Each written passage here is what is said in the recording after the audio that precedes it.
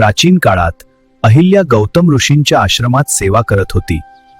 तिचं जीवन शांत आणि पवित्र होतं. एक दिवस इंद्र गौतम ऋषींचं रूप घेऊन आला आणि अहिल्येला फसवलं.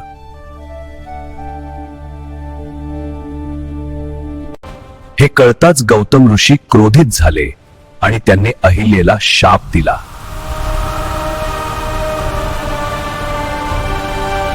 शापामुळे अहिल्या दगड बनली आणि वर्षानुवर्षे तिने उद्धाराची वाट पाहिली. वनवासाच्या काळात श्रीराम त्या आश्रमात आले.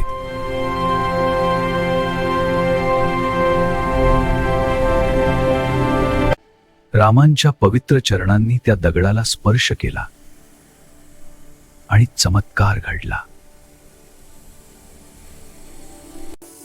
अहिल्या पुन्हा जिवंत झाली आणि भगवान श्रीरामांच्या चरणी नतमस्तक झाली.